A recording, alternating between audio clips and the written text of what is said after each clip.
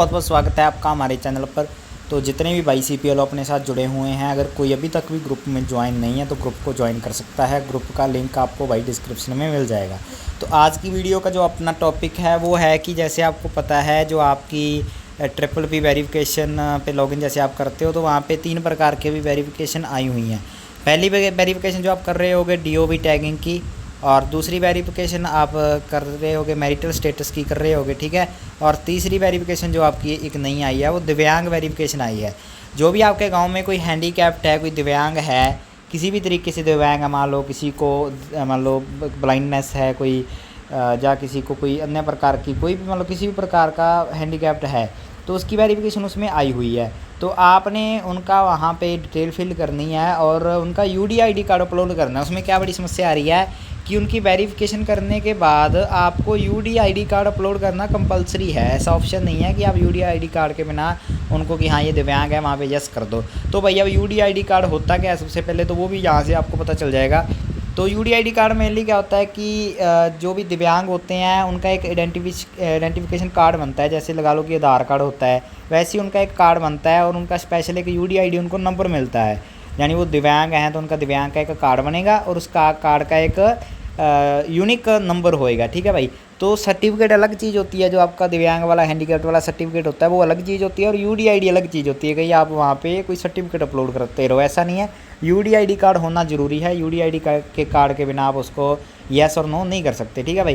तो अब उसमें आपको UDID कार्ड मोस्टली वैसे तो बहुत कम लोगों के पास होगा। अगर किसी के पास है फिर तो आपको कुछ करने की ज़रूरत नहीं है। उसको स्कैन करो या उसकी पिक करो और उसको वहाँ पे अपलोड कर दो और बाकी जो डिटेल मांगेगा वो फिल कर देना। लेकिन अब किसी का अगर UDID कार्ड नहीं है तो उसका क्या करना है, उसके लिए आपको गूगल पे जाना है। गूगल पे जाने के बाद भाई आपको यहाँ पे सर्च करना है UDID कार्ड अप्लाई, आपको यहाँ पे सर्च कर देना है। पूरा A to Z डिटेल बताऊँगा आपको कि शुरू से लेकर एंड तक कैसे करना है। UDID कार्ड जैसे ही आप अप्लाई करोगे तो उसके बाद क्या करना है, आपको नीचे UDID कार्ड की ये वेबसाइट दिख जाएगी। इसके ऊपर यहाँ पे सिंपली आपको क्लिक कर देना है। तो जैसे ये वेबसाइट ओपन होती है उसके बाद आप देखते हैं फिर। तो भाई ऐसे ही UDID कार्ड की जो यूनिक डिसेबिलिटी ID इसकी फुल फॉर्म होती है, इसकी ये वेबसाइट ओपन हो जाएगी। जैसे ही थोड़ा सा नीचे आओगे तो यहाँ पे आपको 2 चीज़ें मिल जाएंगी, अप्लाई नाउ और track your application. Track your application मान लो जो आपने अप्लाई कर रखा है उसकी अगर आप स्टेटस जानना चाहते हो तो यहाँ से आप अप्लाई करना है नया, तो यहाँ पे अप्लाई नाउ पे क्लिक कर देंगे। उसके बाद भाई सिंपल है, कुछ भी नहीं है इसमें। सबसे पहले तो आपने अपनी रीजनल लैंग्वेज चूज़ कर लेनी है, मान लो वो तो हिंदी ही आएगी। उसके बाद यहाँ पे आपने एप्लीकेंट का फुल नेम भरना है। तो जैसे मैं एग्जांपल के लिए कोई भी नाम भर देता हूँ, जैसे मैंने भर दिया AVC सिंह, ठीक है। ऐसे कुछ मान लो अपनी मर्ज़ी से अपने नाम भरना है। इसमें ये नाम भरोगे तो यहाँ पे हिंदी में ये खुद ब खुद उसका नाम जो भी है उठा लेगा, ठीक है। उठाने के बाद यहाँ पे फादर नेम फिल कर देना है आपने, ठीक है। उसका जो भी फादर नेम होएगा आप पूछ लेना उनसे। फादर नेम और मदर नेम यहाँ पे फिल कर देना है। फिल करने के बाद भाई आगे आपको क्या करना है, यहाँ पे करना है आपको mobile number fill. Mobile number आप उसी का कर देना, कोई OTP वगैरह नहीं जाएगा। तो मोबाइल नंबर वही फिल करना जो उनका खुद का हो, ताकि कॉल वगैरह आए तो उनके पास ही आए। और हो सके तो अपनी खुद की ईमेल ID आप भर सकते हो भाई, क्योंकि कई बार ऐसे हो जाता है कि कोई नोटिफिकेशन वगैरह आती है तो आपके पास आ जाएगी, खुद की ईमेल ID भर देना, कोई दिक्कत नहीं है।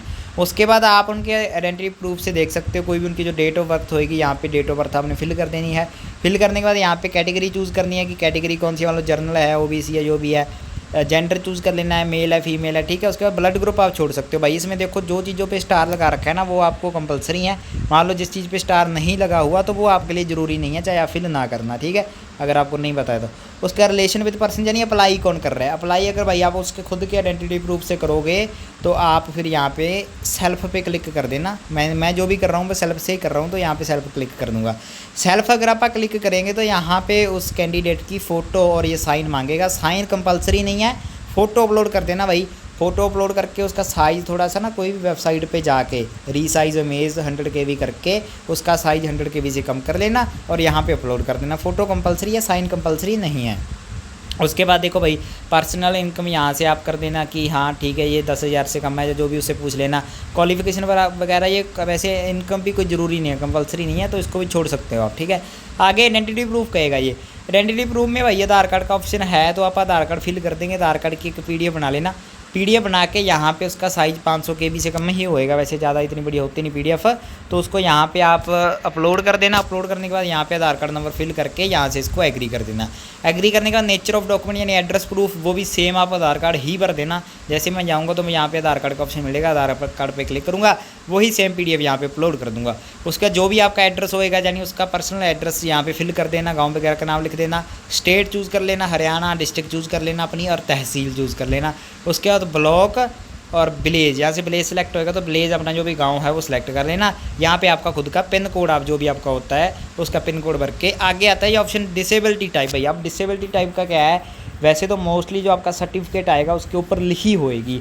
अगर बाई चांस नहीं लिखी होती तो मोस्टली जैसे किसी की बाजू या टांग अगर टूटी होती है तो उसको उसको बोलते हैं, 1 मिनट में दिखाता हूँ आपको, लोकोमोटर डिसेबिलिटी में बोलते हैं, ठीक है। और मान लो ब्लाइंडनेस है, कोई मान लो किसी को दिखाई नहीं देता तो उसका ब्लाइंडनेस में आ जाता है। और बाई चांस आपको नहीं पता चलता तो आप उसकी जो भी डिसेबिलिटी है उसको सर्च मारो गूगल पे और उसकी कैटेगरी पता कर लो। वहाँ से कैटेगरी चूज़ करके आप यहाँ से उसको सेलेक्ट कर सकते हो।